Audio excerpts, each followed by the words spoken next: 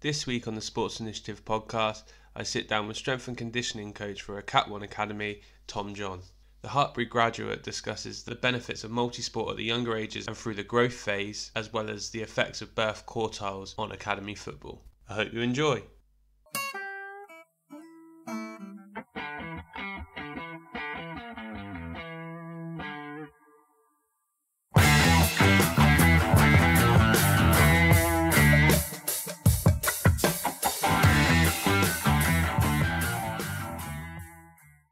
TJ, how's it going? Yeah, it's good. Yeah, good. Yeah, all good. Have you had a bit of time off for the summer? Yeah, I've been away to Thailand with my mates, but yeah, apart from that, been planning for next season. Okay. So how's the planning for next season going? Yeah, really good. We've got like 10 days now until we start back, so just raring to go. But yeah, everything's set and just looking forward to getting into it, yeah.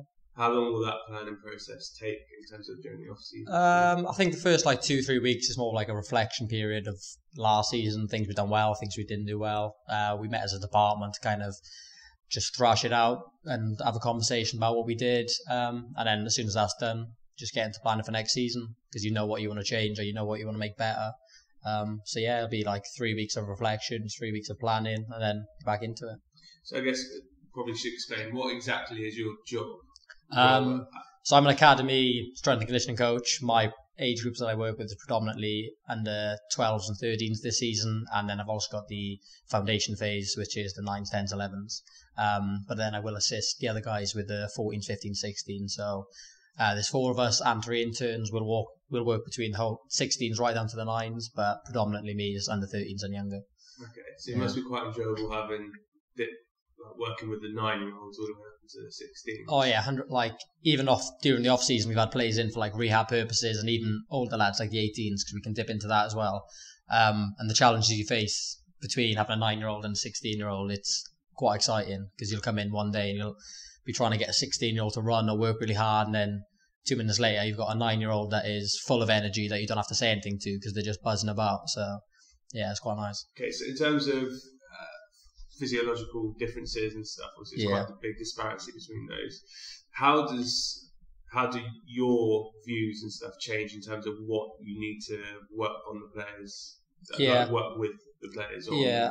I think the most obvious answer would be probably how sport specific it is. So with our 9s, 10s, 11s, probably 12s as well, it's very much fundamental movements, multi-sport, key skills, just really trying to establish those motor patterns so they can then go on and become physically good at anything, pretty much. It's not really that football specific.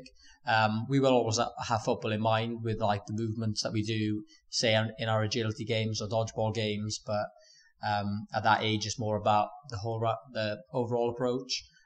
When they start going 13s, 14s through that kind of growth phase, then it will become more maybe position specific or strength demands, speed demands, aerobic demands.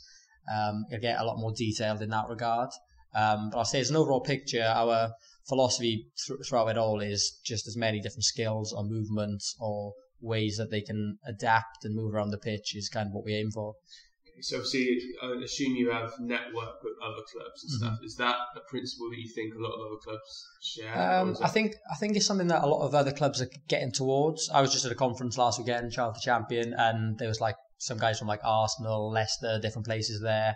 And the multi-sport kind of foundation is building pretty much everywhere. I think you'd be surprised if you do. I'd be surprised if I didn't go to an academy now and with their youngest players like that, 12s and younger, they weren't doing some kind of multi-sport curriculum or playing rugby, playing tennis, judo. There's a lot of fighting stuff going on now. I think that's becoming more of the norm, whereas we've been doing that probably for the last 4, 5, 6 years. And then, I guess as they get older, 13s and older, that's where maybe the clubs go off on their own routes a little bit. And it's specific to the club. But like I said, with us, we have that kind of speed, strength, still that movement underpinning kind of focus, really. So why do you think clubs are moving more towards the multi-sport stuff rather than early specialisation? Yeah, I think it's, I suppose, partly down to the research that's coming out now, and also when we look at case studies, there's a lot going on about Roger Federer at the minute and an interview he's done, but when he was a kid, he'd done skateboarding, basketball, football, you name the sport and he'd pretty much done it. And you look at his injury rate and how good he is at his sport, it's quite a good kind of case study. And I guess more we're talking to the players at 18s and the players that we can see that's come through the system. The best movers, the best players are reading the game, or the players with the best spatial awareness, they have come from the background of whether it's just playing in the streets of parkour or different kind of things. That's really kind of showing right now. Yeah. So bearing in mind, obviously, you guys are quite big on the multi-sport stuff. You probably find it difficult with academy systems having it, where it's quite a lot of football based, isn't it? There's not as much time to be able to go and explore other avenues. I mean, if I look at myself as a kid, I would spend a lot of time doing other sports, particularly when I was particularly young, because I wasn't in an academy, so I trained Saturday morning, played Sunday, and the rest of the time just did whatever I wanted. I remember having bike races or climbing trees and stuff like that. When I got a little bit older, I played rugby, cricket and stuff during the summer, or athletics and that type of stuff. Whereas the demands, particularly that the EPPP, I guess, place on academies in terms of expectations to contact hours, all that type of stuff, must be challenging for you guys in terms of you probably don't think that's what's best for the kids in their development. Yeah, maybe this is a personal view, but I kind of it becomes difficult when we want them to do as many different sports as we can and go out and play with their mates as much as they can and go and climb a tree or get their skateboard and just go down the road. When there's that commitment to training, like 3 nights a week, game on the weekend, when you take into account the travel time in between, then the school as well, it does limit that time that they can do it. What we try to push quite a lot is when they have PE in school, do as much as you can. So if the PE teacher says we're doing some random netball game today, get fully involved, put your all into it. We do set them stuff to do at home. So whether it is, can you go to a tennis club, athletics club, or we give them key skill challenges or movements that we get them to send into us, just again to top up those skills. And then, when they are actually with us, I'd say with the 9s to 12s, of the up to 3 hours they have with us a week, that is 99% of that is multi-sports. We'll be playing something random or something skill-based with them, nothing to do with football. It might look a little bit like football with the movements and stuff, but just completely new environments and, skills, movements. Okay, so it's obviously quite good that different clubs are trying to kind of move that way and have different sports. Do you think there's anything we can learn from other sports in terms of strength and conditioning stuff? Example I watch tennis, for example. A lot of their movement patterns when they're doing strength conditioning seem quite prescribed. So they'll go, okay, we're going to work your footwork patterns from middle of the court out to the tram lines, pretend to hit a shot back in again. Are those things that you think would transfer to football, or do you think there's things that football could teach other sports? Yeah, I think in terms of that, there's definitely a way that football could use tennis and tennis could use football. And I know just from people I know that work within the Tennis Association, the LTA, they themselves are trying to kind of change their ways of, it's not just that shadow play or it's not that specific movement and pretending to play the shot. They do want to make it a bit more variable and a bit more creative in terms of the player making that decision, rather than knowing that I'm going to go 3 steps to the right, pretend to hit it, return to the middle. It's going to be more open case drill where they're not going to know which way they're going, or they're not going to know what footwork they're going to need. So I'd say all sports at the minute, I think football's in a good place in terms of what we are doing within our academies. I think other sports are probably looking towards us. We're kind of gifted in a way that we have the lads from so young, right till they're 16, then 18, and then hopefully into the first team. So we've got the structure there that we can put in place exactly what we want in a way. But no, I think, football are in a good place. What challenges do strength conditioning coaches face in terms of, like in a rugby scenario, for example, trying to put on weight or trying to teach technique and stuff to players that maybe are a little bit too young to be going through that process? Yeah, weirdly again, in that conference I went to, I had a discussion with some guys from like Harlequins and Gloucester Rugby about those issues, because I've spent a little bit of time in uni with Gloucester Rugby, and coming from a football background, I always found it difficult within that football environment, we're quite careful in respect of, if we don't think the movement's okay, we'll regress it, or we'll put it in a controlled environment where there's no load or not too much complexity to maybe work on that. Whereas with rugby, if you did that, they're then maybe not set up for the game, and there's an injury risk in that game because they haven't lifted enough or they're not strong enough. So that's definitely an issue that rugby has in terms of, do you make that movement better and then maybe put them into the game a bit vulnerable, or do you just load that movement so that they can meet the demands of the game? And where rugby is slightly different is they'll have their lads, and I'm speaking generally, but in their academies, maybe the youngest 14, some will just come in at 16 because of the school and the county setup, which I guess could be a blessing with the stuff they're doing at school, because they'll still be involved in their football teams and their cricket and their basketball, etc. So the difference is, I suppose, the time they come into the academy is a lot older, and the demands of the sport is so physical that I don't want to say shortcuts, but sometimes you're going to have to make your quickest path to what you need from the game, I guess. So yeah, it's quite interesting in terms of the demands for them isn't so much developmental, because obviously you get injury risks for those guys, which aren't necessarily the same. No, but yeah, even from like, I don't know what age they do tackling, but if you take a 13-year-old, somebody that's born in September versus somebody that's born in August, you've got 12 months on them. They could be a lot bigger. Like we all know 13-year-olds that look like men and 13-year-olds that look like 10-year-olds, and they're playing against each other on Saturday. So there's a big risk there. So you've got to weigh up. Okay, so that probably brings me quite nicely around to this bit.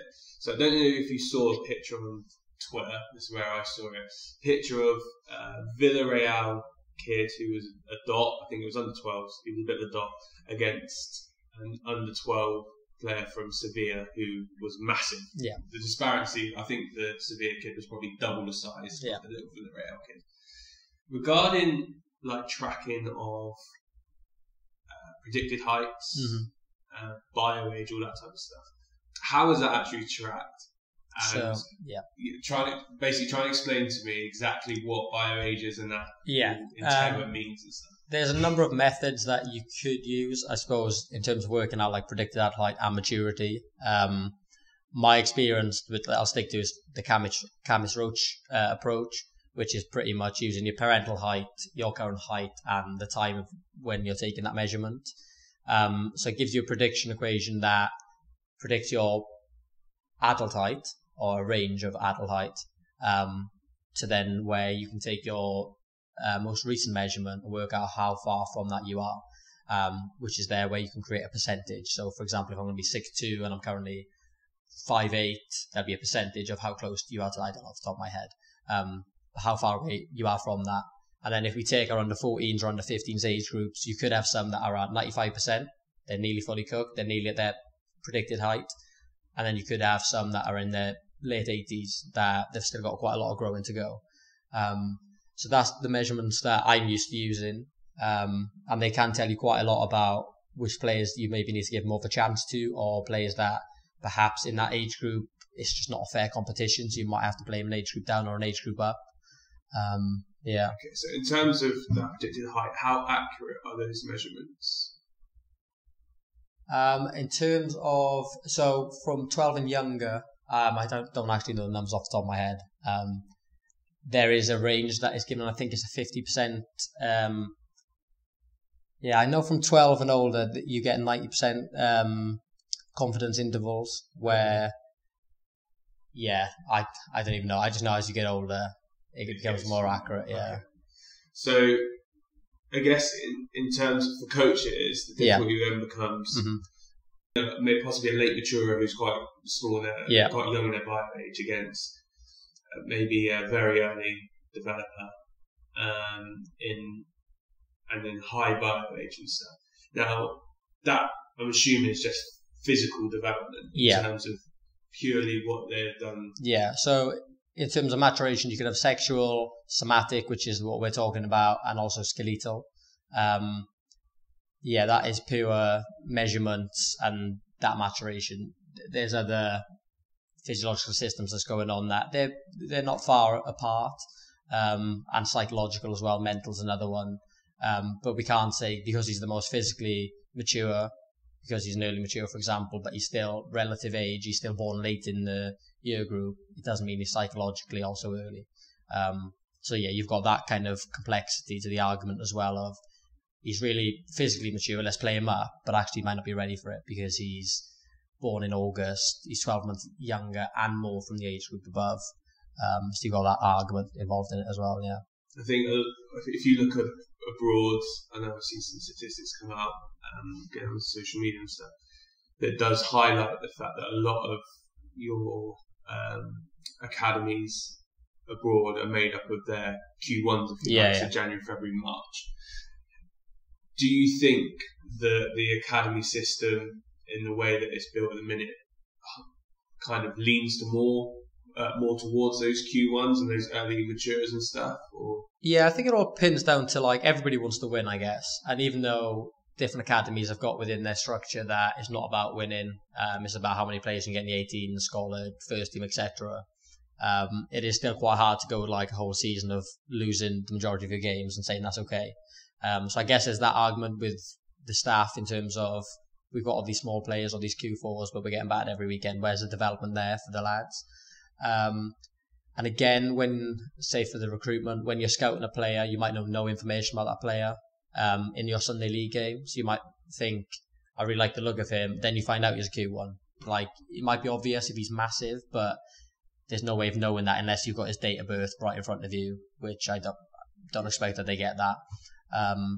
But yeah, I think right now, compared to probably 5-6 years ago, there is more of a trend of a better proportion group from Q1, 2, 3, 4. But if you took all the academy lads within the UK, even, there'd be a bigger percentage within that Q1 bracket.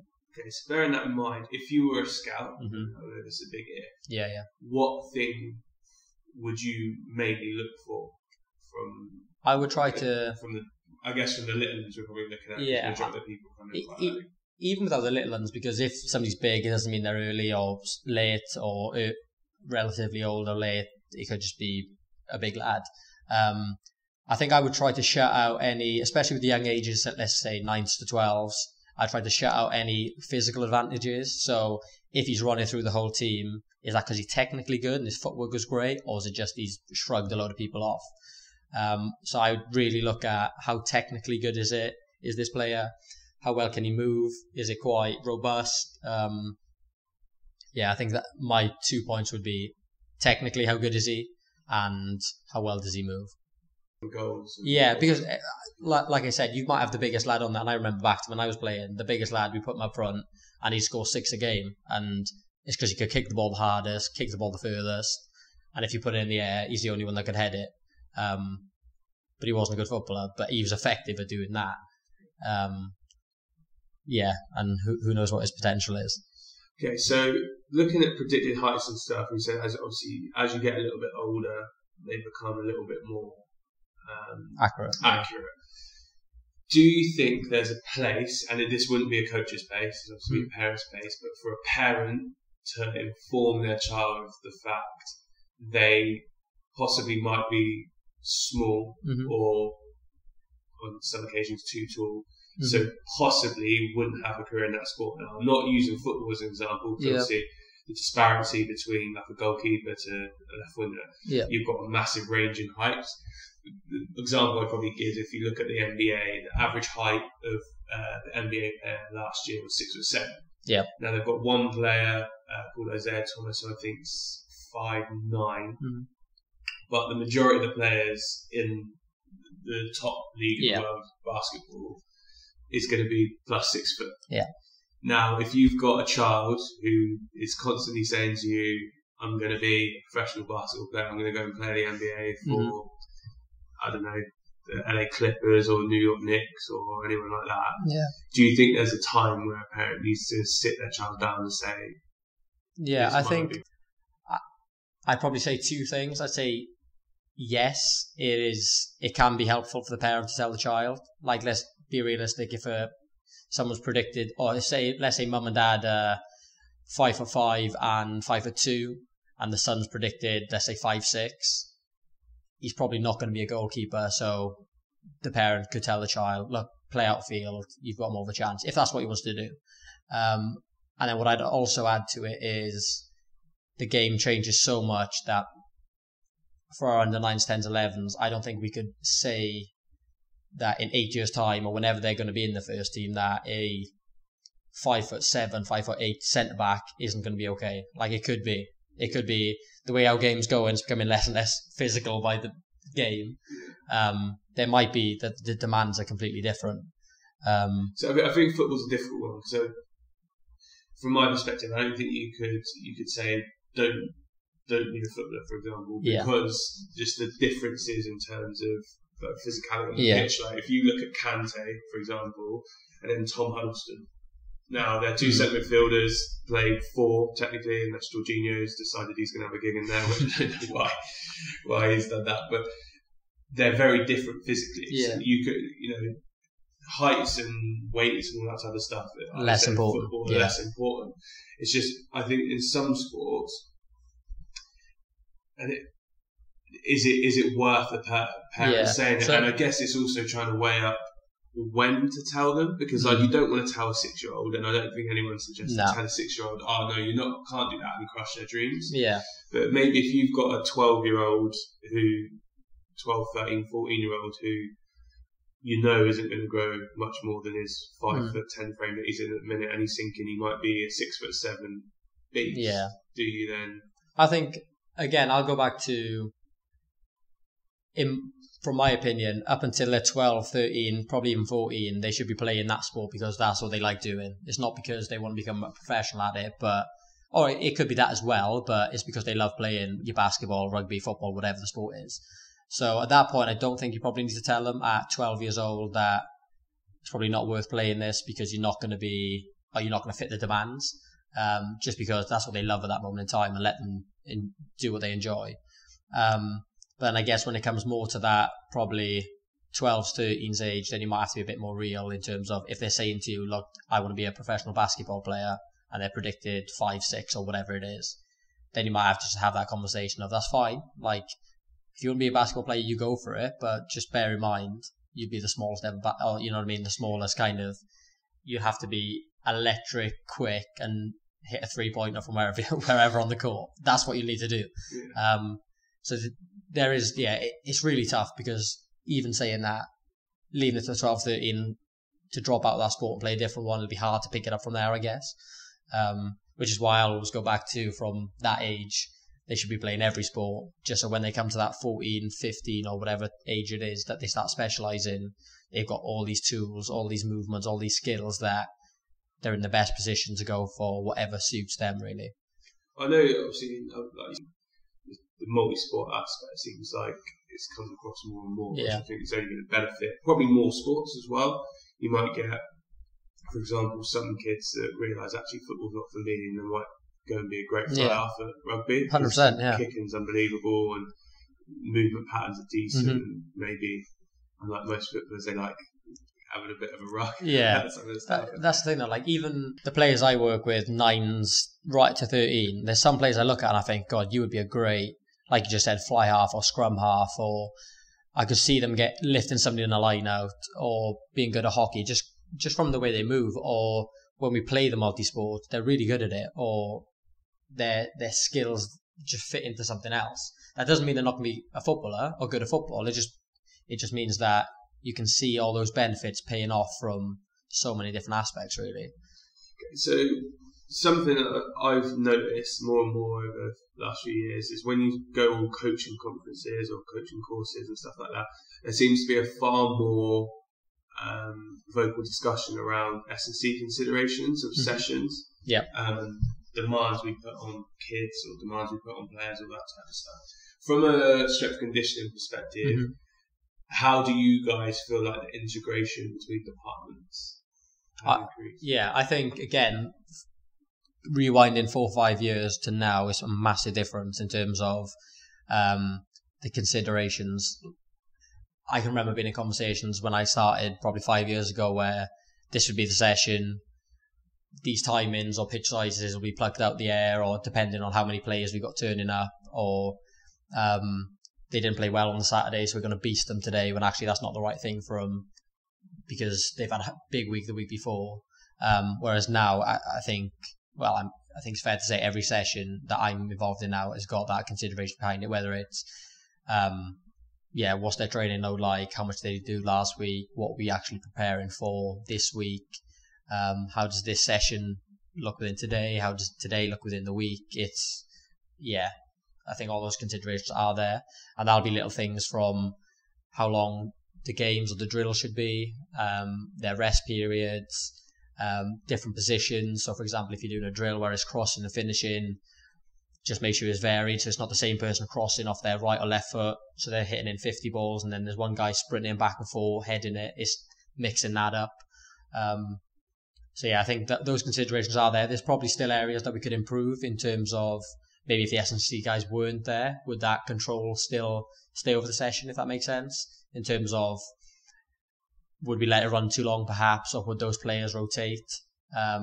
Probably still areas we could improve, but I think we're in a good place. It's interesting what you said in terms of duration of sessions. So from your perspective, what would an ideal, I guess it's dependent on where you are in the week and all that type of stuff. But say we're on 2 days before a game. So we've got a game on Saturday, we're on a Thursday session. What type of duration and intensity are you looking at for that type of session? I'd say just very generally that would be your low to moderate session. So hopefully the day before and the day before quite big hits, or you're hoping for some physical compensation from the day before that benefits you on that Saturday. But I'd probably look at that match day -2 as your technical, team-based shape stuff, low to moderate intensity. There's no reason why you couldn't do your small-sided games at the end. You're really just making sure they're in a position where they're prepared and ready for that Saturday. What I'd say is when talking about the younger age groups, I don't even think that matters, because we're not playing that weekend to win. It's each training session and game is as important for the development. It doesn't really need to be structured in that way. So, for example, with the 9s, 10s, 11s, let's say they train on a Monday, Wednesday, Friday with a game on the Saturday. Of course, you're not going to go mental on that Friday, but at the same time, that still needs to have benefits to that session. You're not going to just do team shape with a 9-year-old on a Friday because you've got a game Saturday, because physical adaptation, they're fine to play that game on the Saturday. Whereas with the older lads, you probably do need to prepare that they're not fatigued and they're ready to go, yeah.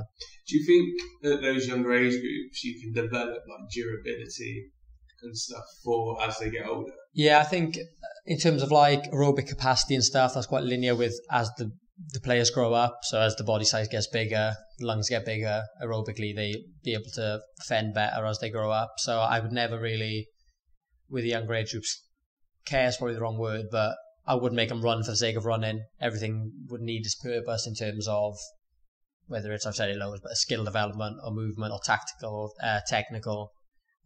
It might be a fitness hit within that, but I don't think they should ever really run in for the sake of running, if that makes sense. I wouldn't say run in terms of that. I was looking more in terms of like injury prevention and stuff. Do you think by, again, loading them with a variety of different multi-sports and doing a lot at a young age that would be different, so not overloading, for example, football.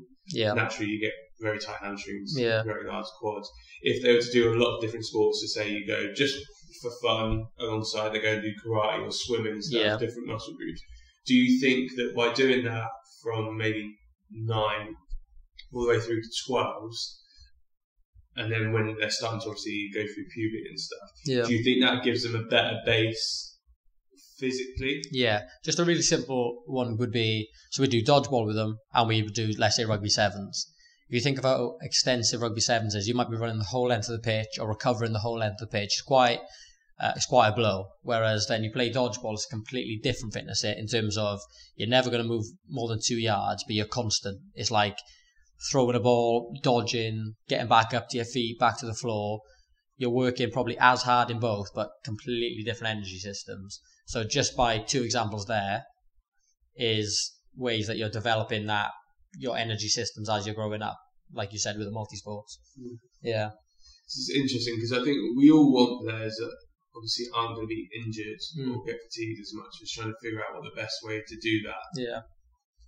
Whilst obviously you want them to play as well. Yeah. You don't want them to, you want them to play in games, and we want to not beast them, but you want them to be durable. And I guess is is there anything we can do at those young ages so that durability issues as they get older? Yeah, I'd say it's less repeated less repeated movements in terms of, so let's talk really simply. If there was a wall and a player was kicking the ball against the wall and all he was working on was his right foot and just kept kicking the ball with that right foot, he's going to get fatigued in that muscle, and there's going to be adaptations in that muscle that might not be that specific, because never in a game would you just kick. So I'd say take away just those repetitive kind of actions, and just add it with variety. So it could be a kick into a forward roll, cartwheel, rugby throw, kick again. So there's variety to it. It's kicking from maybe a different angle, but you've got loads of different stuff in between. So that would be my key. So in terms of making it, as I get older, making it like position specific, what would that look like? So if we look at modern day games, for example, fullbacks are basically wingers. Yep. Look at Carl Walker, Andrew Robertson, they're basic wingers up and down. The distance that they cover is incredible. You look at your strikers and stuff, they're now being asked to press a lot more aggressively than they would have done in distance in years gone past. Trying to make stuff more specific. How would you go about setting up like an S&C session so people are getting the hits of what they need? Because obviously I'd imagine there's a lot of differences between your centre half and your right back in terms of what they need. So we have players that are, like you said, you might have a session where it's just your centre backs, and that doesn't mean it has to be S&C coaches taking that. It could be a football coach with an S&C coach. This is what the football coach wants to get out of it. Maybe it's heading. So then the S&C would design the drill around specific movements for that player. So whether it's backpedaling into a forwards run, header, it's just about getting those distances accurate. It's about getting the actual time of doing it accurate. At how worst case scenario in a game, how many times are they going to have to do that within a short space of time? So maybe it's 4 headers because the other team just play long balls, like within the space of 2 minutes. Maybe it's 1, and then they've got some technical practice in between. I guess trying to get as far away from just doing S&C for S&C, because at the end of the day, at that age, they need to be good at football. So it's how can you integrate that in with the coach, I suppose, is the best kind of practice. Yeah, because it's interesting, because the way that I did it when I used to play would be, if you're a fullback, for example, and like your crossing and finishing example is a good one. You'd run from maybe the halfway line, go and get a cross, whip it in, jog back, you've got again. 1 set rest, and then you go in again. And it's repetitive. However, I did feel fit from doing it. I think you will, but you will definitely get your fitness benefits from doing that 100%. But the amount of times like things like that get done, and then the player will come in like, or the next day my groin's really sore, or the inside of my leg hurts, because perhaps his right foot crossing and he's done 20 of them, hasn't done any of his left, because that's specific to what he needs to work on. That's fine. He might have got better at it and he might have got fitter, but is it realistic to the game? Just in terms of, you're probably not going to get 20, 30 crosses in a game. You might get 3 or 4. It is a tough one, because you get better at what you do, but then if you do too much, you might hurt yourself. So would you base your distances and your reps and that type of offers statistics from like the first team games in terms of where they're aspiring to be, or in terms of where you want to be for that age group, or do you collect over multiple years to get I think we've got a lot of data on them right now in the moment, so we probably design it around that player himself. So it might be that his characteristics lead that he gets 6 crosses a half. So then it could be a drill that, and obviously you wouldn't span it over 45 minutes because you'd be wasting time. But it could be that it is a cross. The aim is 6 good crosses within the set. Then you're into a little technical drill or technical practice, or you have a discussion with the coach or somebody about it, or there's a recovery run, just to break it up. But I think, going back to just doing a cross back, another cross back, I think it loses that kind of game realisticness about it, really. So how do you find that technology's assisted you in that endeavour? Because I guess the things like GPS and stuff is a bit of a godsend to figure out how... I think with my age groups, don't use GPS, but I'm aware of the guys that are wearing it from 14s, 15s, 16s. The biggest thing I take from it, and I don't use it day by day, but is kind of like that return to play. So injured players, you know their stats, or you know what they kind of cover in a game, meters per second, or you know what speeds is their top speeds, for example. So you know what you're building back to. And it's also really useful as a monitoring tool as well. So if a player is way below the other guys in a training session, it's a conversation with the coach of, was this session not designed well enough for this player because he's covered, let's just say 200 meters compared to the others is 2000, because he might have just been that centre mid that's just rotating, so he's getting a different fitness hit. So that's where it can be really useful. Or is it just that there's something wrong with that player and we need to have a discussion with him because for some reason he didn't want to run today. So again, without context, the numbers mean nothing, but it can definitely probe conversation to a coach or a psych department of the player in terms of. The older guys get like live information from the GPS and stuff, or is it always subsequent? So would they do a top up? Yeah. So if they got that live data, would they go, right, actually, he is 1800 down, we need him to stay out and do a bit extra? I'd say no. I'm not sure what the first team and 18s do, but in terms of 16s, 15s, we don't have live data. But I think we need to be careful in terms of, I don't think we'd ever prescribe a number of distance. We might have time, duration, intensity score, or like an RPE, which is a player's perceived exertion, basically. So how hard did you find that session? We'd have that as an aim. But I think we need to be careful in terms of if we said where, let's say, 1,000 meters down, there could be a reason for that in terms of he's still giving his 100% today. He just didn't have that in it. So if we then make him do that 1,000, maybe that tips him over the edge.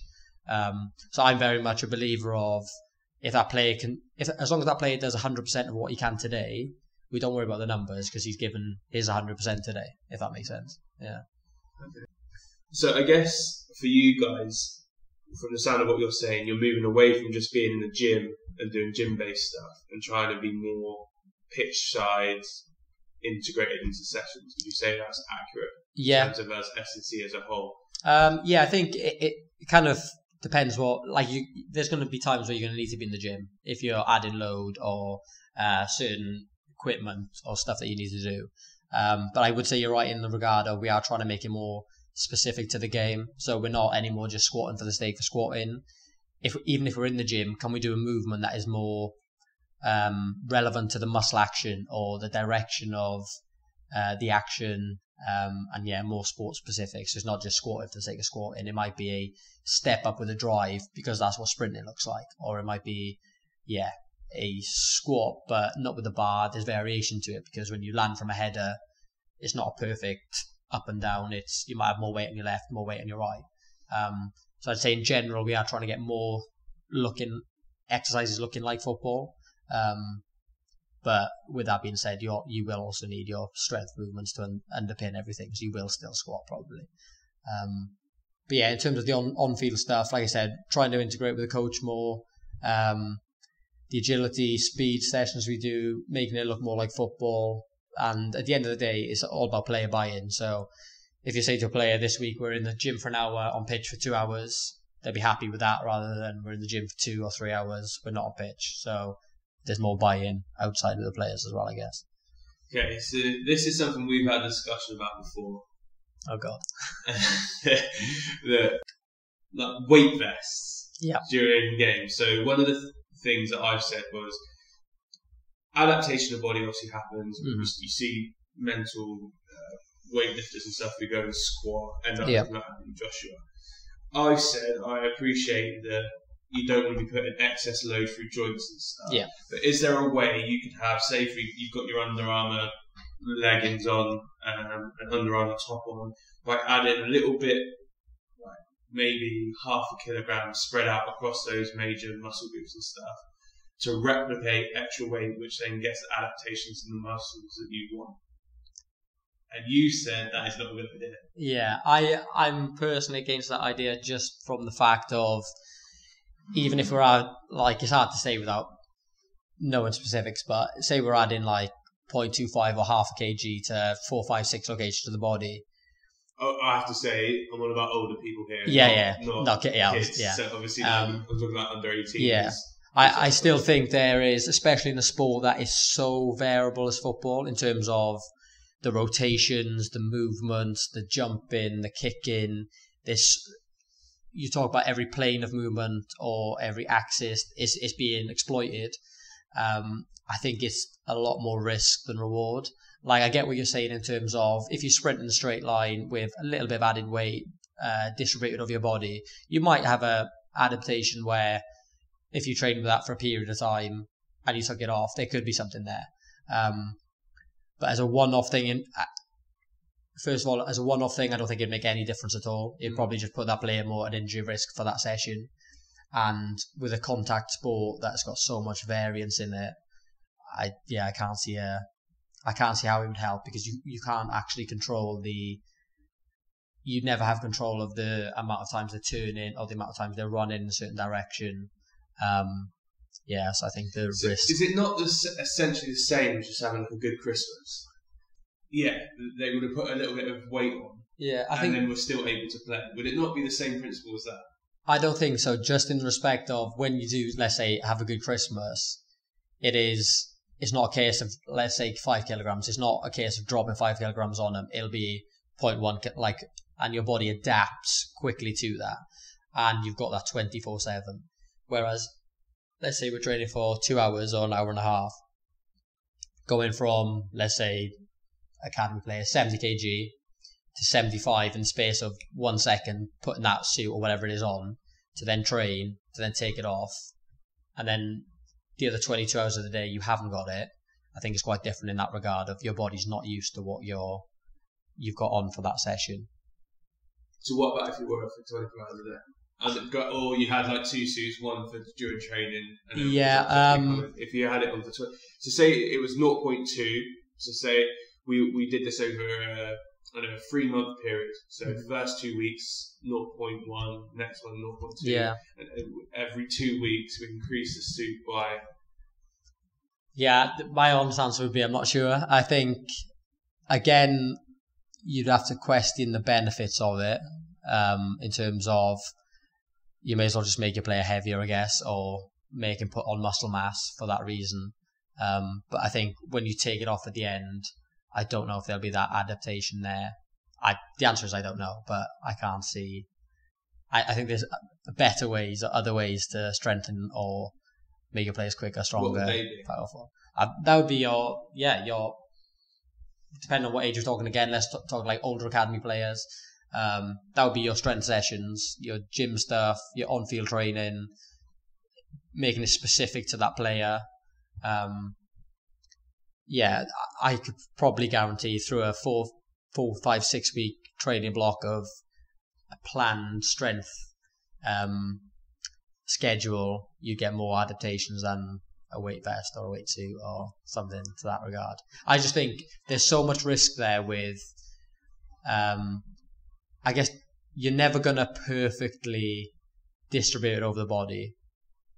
And like you said in your first point, the joints, the biomechanics, the cutting, like even little details like, so this is quite a good example, the way that a player would cut, so change direction, for example, like a really plain, let's say a 30-degree cut, a really simple one. The angle at which your body is used to at 60 kilograms, if the body went straight into that pattern which is used to with 65 on them, there could be a big injury risk there in terms of rolling an ankle, or your biomechanics is not used to that weight. So I think that's where the risk really outweighs any reward. Sorry. No, I'd be really interested to see if someone did it as like a research project. Yeah. Because it'd be interesting to see if there were any adaptations, if there were benefits. Like you go back to old school things of people used to wear ankle weights and stuff like that. I remember that. I remember when people try and lose weight, they used to train with bin bags on, and like those are mental old school. I think in terms of like, if you're, let's talk general population, you would expend way more energy, and the calories expended would go up. So if you're looking to lose weight or get generally fitter, then it would work. Like your heart would be working more 24/7 if you're wearing that vest or the suit. But in terms of specific football adaptations, I can't really see that. So in terms of interest in other sports, do you have any outside interest in any other sports? In terms of play, I don't really play much anymore. But like I said, I've done a little bit with Gloucester Rugby, and I love watching rugby. Tennis, massive fan of it. I've never worked in it. I would be clueless going into that role, but I think it's something where I would learn a lot. Probably about it. Obviously, with your rugby and stuff, is that from your background from growing up? As I'm sure you've been here from Wales. I'm Welsh, so yeah. In school, we had a choice in PE of rugby or rugby. So whereabouts in Wales did you grow up? Port Talbot. Oh, okay. Yeah, lovely area. Yeah, it actually is. A lot of people drive.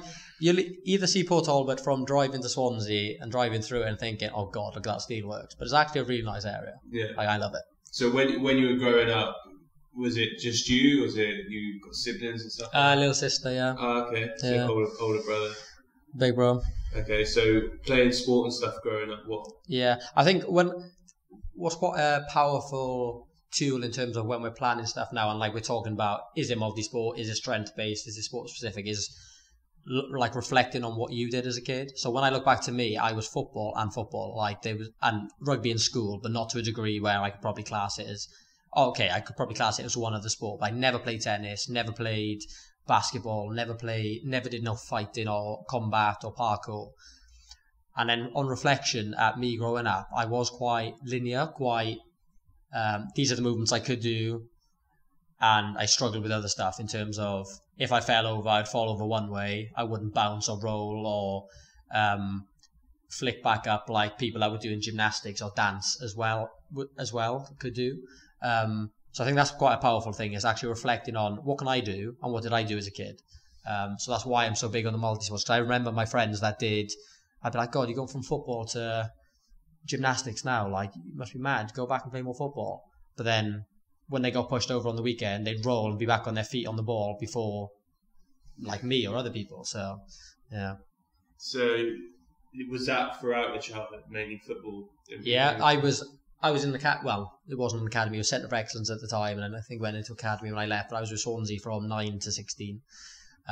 Similar to like the kind of pattern I work with, it wasn't as full on in terms of hours and sessions. It was probably 3 training nights a week, game on the weekend, so quite similar.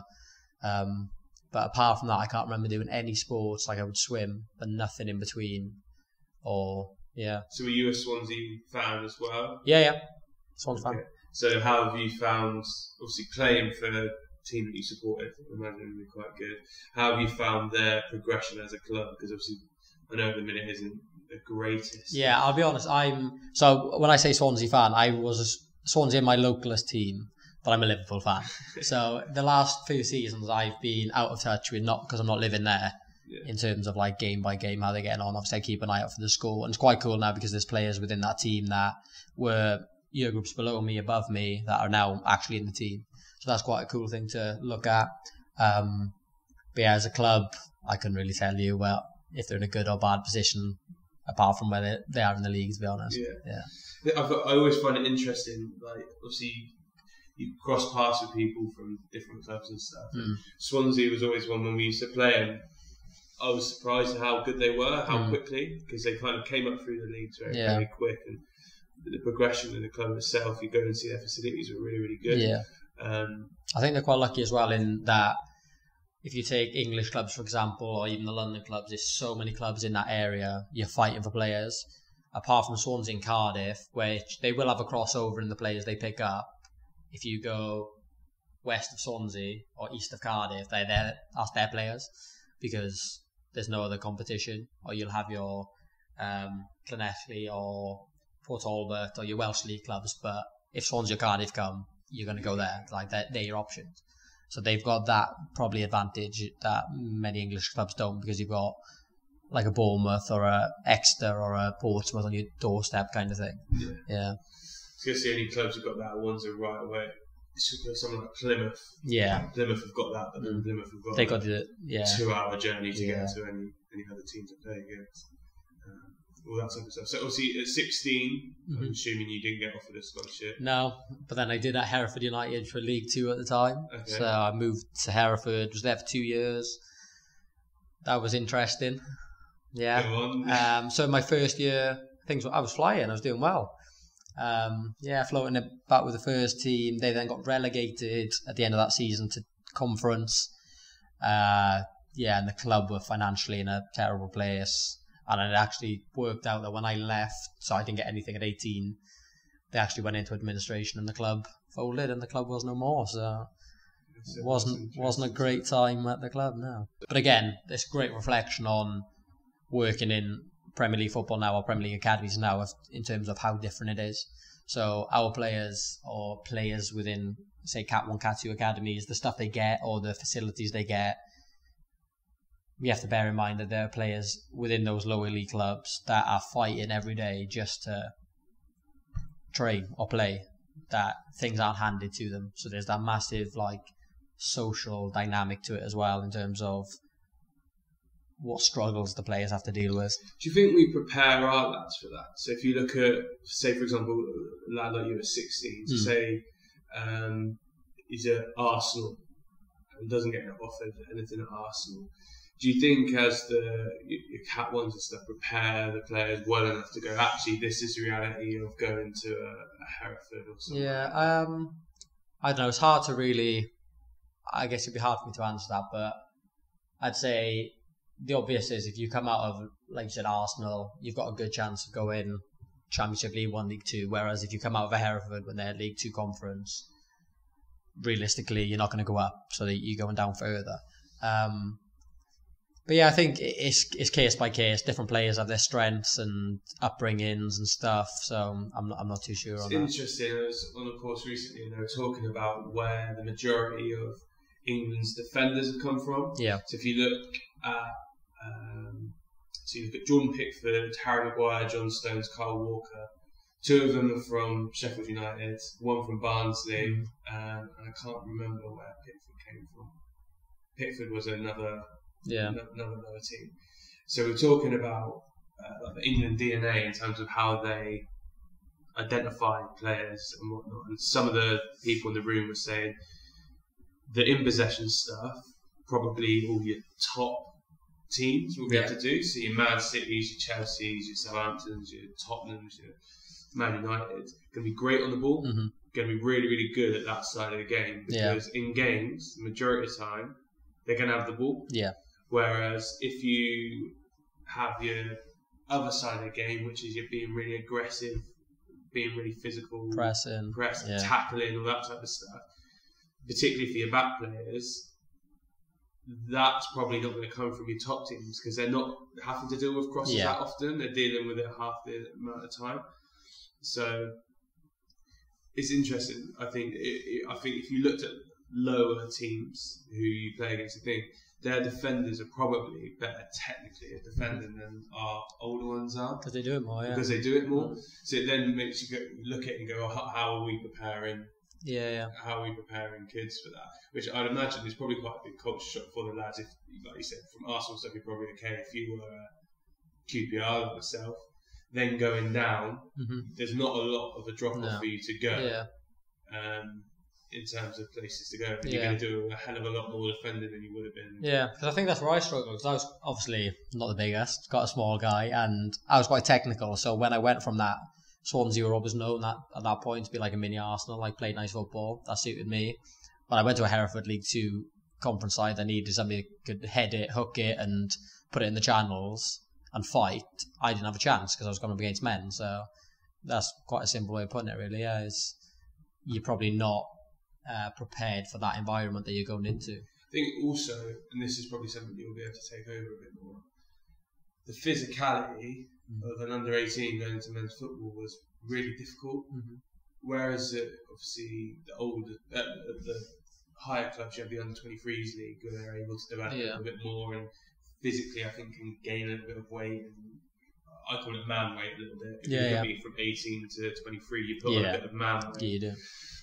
Teams that are a little bit lower down can't afford that 23s team, so have to go 18s, and then you're in the men's team or you're not.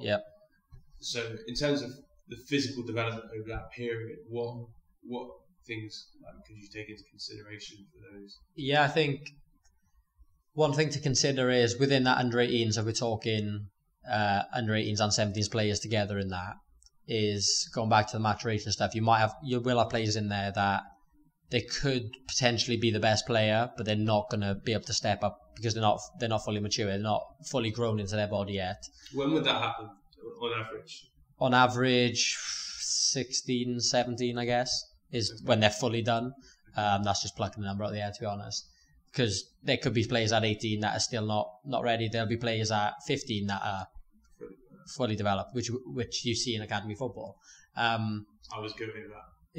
Yeah. I've been like this height since like year 9. So probably really early mature. The only good thing was in the academy I was in, and then when I played grassroots football, I always played up. So I was up a year constantly. Yeah. But I also think that had its negative impact because I think that psychologically and skill-wise, I probably wasn't as comfortable on the ball because I'm constantly having to cope. Yeah. When you're constantly playing a year up and probably playing against, so I'm a November born, let's say I was 6 months more developed, that would take me to April time, something like that. I'm still giving away 6 months. And then if I'm playing someone else who's just saying that's a year, you're constantly having to cope without ever like excelling. So I think sometimes it would probably have done me good to play in my own age group and go try and dribble everyone, try and run everyone. Because I was really good I did well at reading the game and dealing with like defensive stuff, but then technical stuff I didn't work on at a young age because I was constantly just having to cope and didn't feel like I was going to be able to try a hook turn or try and pan at someone or something like that. So if you do get. And then what else you need to consider in terms of like, if you can within that under 18s team, like if you've got players that you think are ready to play men's football, start organising games against men's teams. So it could be your under 18s versus senior team at the lower leagues, just so you've got players experienced or they understand the standard or the physicality or the way the game is of those older players. And then again, I guess the third option would be putting players on loan to maybe lesser league clubs, but senior football. So again, they're coming up against the same physicality, the same kind of structure of games, but maybe they're not technically as good at that level, so they can still get away with being younger. I think it's psychological as well. You get people that think aren't particularly the nicest. Oh yeah.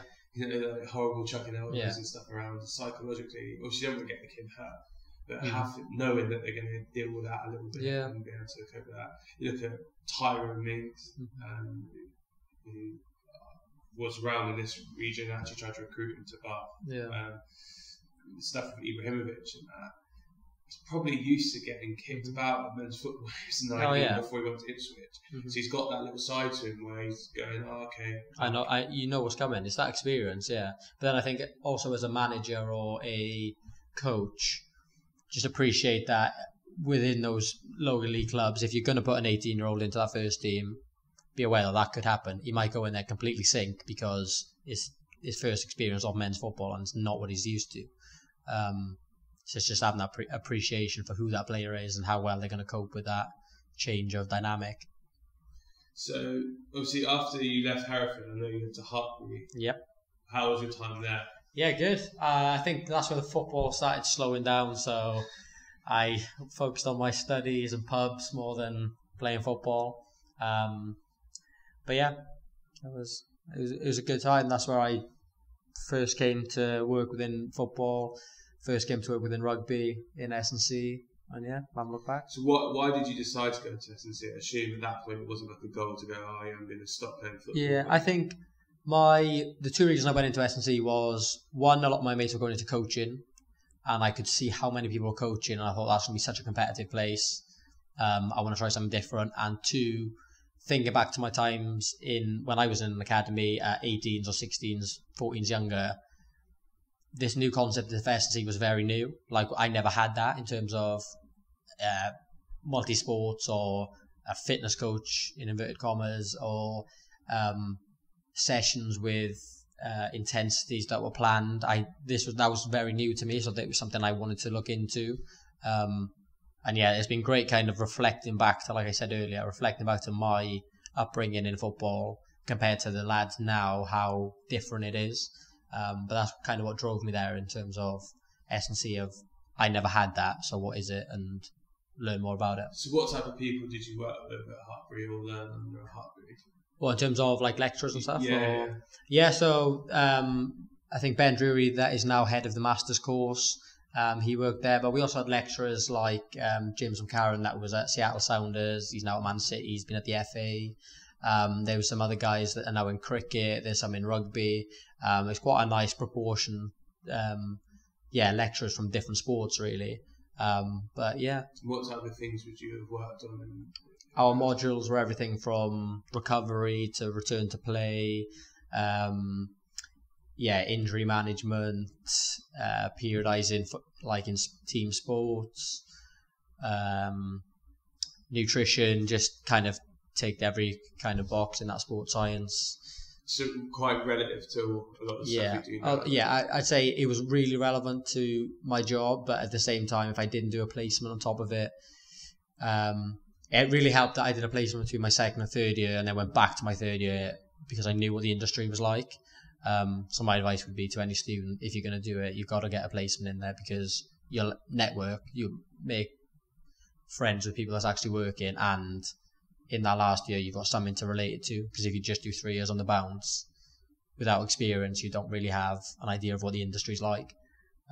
So I guess in football, particularly coaching stuff, we're constantly learning. I guess you learn new tactics, you learn new types of play. Look at Pep, for example. Everyone was fascinated by his inverted fullback, that type of stuff. I guess from a strength and conditioning point of view, obviously you can design sessions and take into consideration reps and all that type of stuff. But I guess research is quite a big proportion of what you're delivering and stuff. So how do you keep up to date with all the latest research?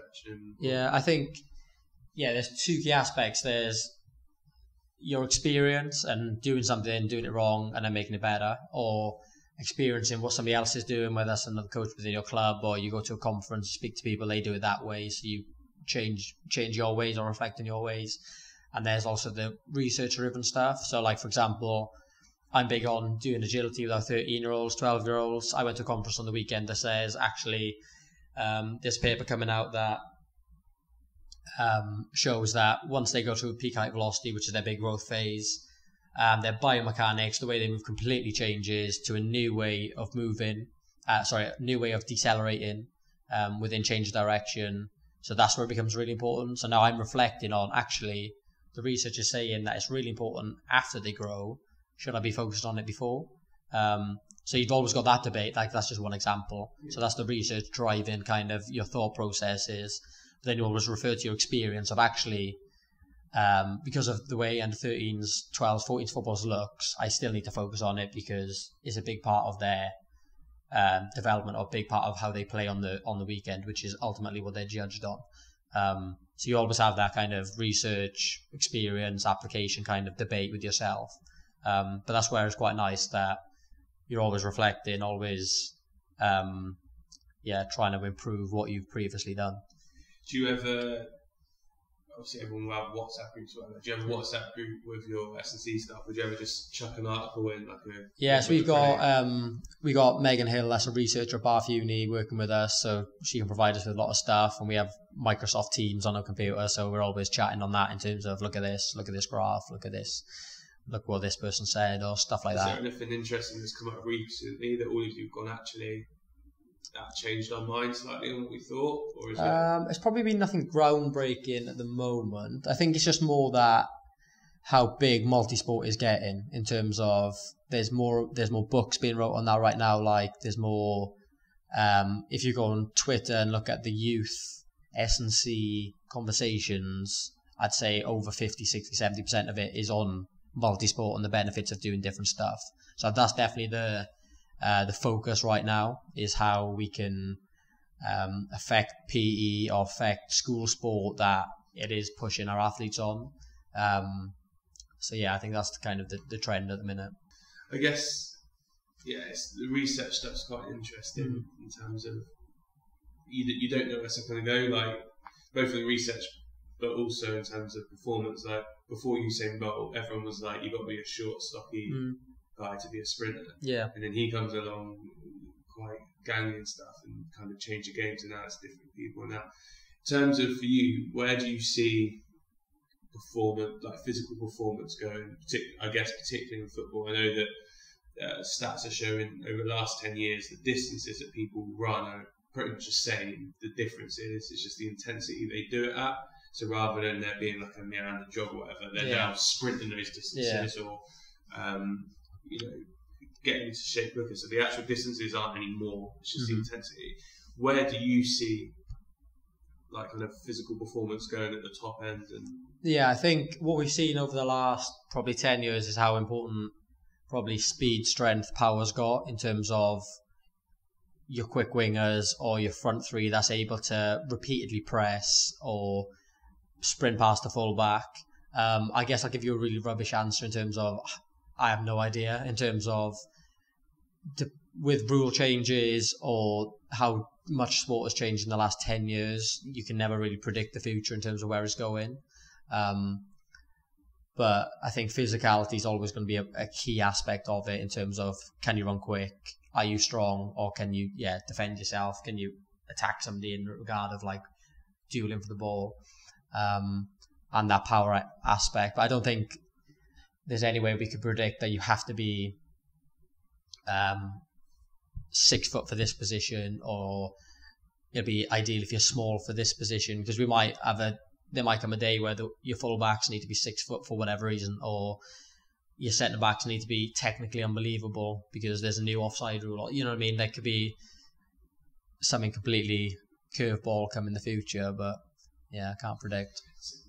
Okay, that's sorry for that rubbish answer, but that's a hard question to answer. One of the things that I wanted to quiz you on, which again is something that you've mentioned, I haven't actually had a discussion with you about this, but it's that players can get faster as they go through puberty and stuff, from being maybe slow to maybe quick. Now, I'll be honest, in my experience, this has never happened. In terms of, if you're an early maturer, I 100% see that you might go from appearing to be the fastest, but actually you get caught up a little bit. But in terms of techniques to turn someone who isn't particularly quick and then become quick, I've never seen this. Now, my personal belief, and again, I haven't done extensive research on it, I want to use it a little bit, is that a lot of your characteristics physically, although they can be adapted, are also genetic, biological and stuff. Agreed. So how does that figure? Because I'm looking at it and going, Usain Bolt was always going to be quick. It didn't matter if he was 3'2" or 6 foot, whatever. So how does that judge? So then you saying to me, well, actually, you can make someone quicker than. I think when I say I think you can make everybody quicker, but then everybody's got their ceiling. So like you said, genetics is a big factor.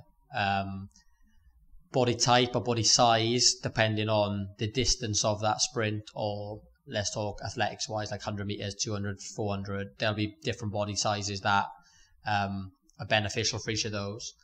But you can make somebody slow in really simple terms. You can make somebody slow less slow, and you can make somebody fast faster.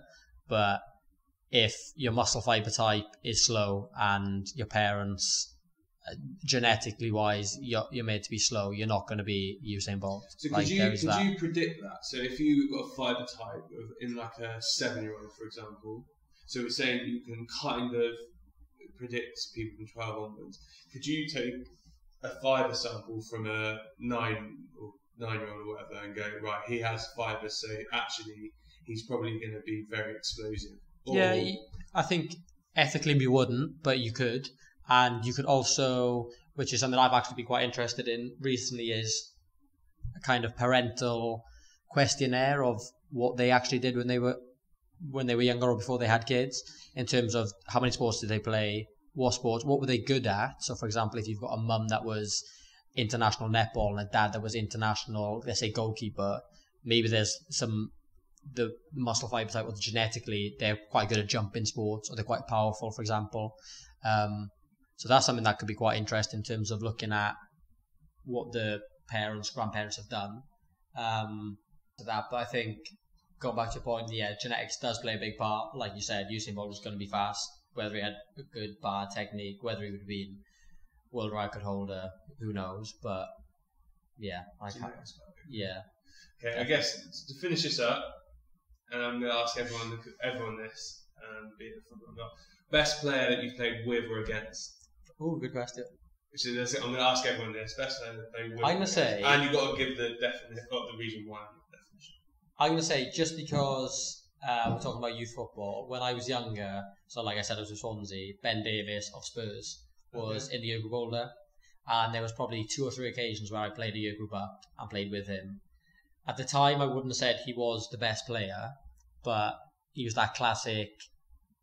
He would do everything good. Like, he wouldn't make a mistake. Consistency, 10 out of 10. And then, yeah, you look at him now and he's pretty much that in the Premier League or Champions League, whatever he plays. Yeah. Like, does everything very well. So, yeah, he'd probably be mine. Okay. I'm a Spurs fan, so... Yeah, that's quite well suited. That's quite well good. suited thing. Yeah. But then I appreciate your time, and I'll keep questioning you about this weight suit. Yeah, please don't. Okay. Let's leave that one there. Yeah. Right, cheers to that, TJ. Cheers, mate. Thank you.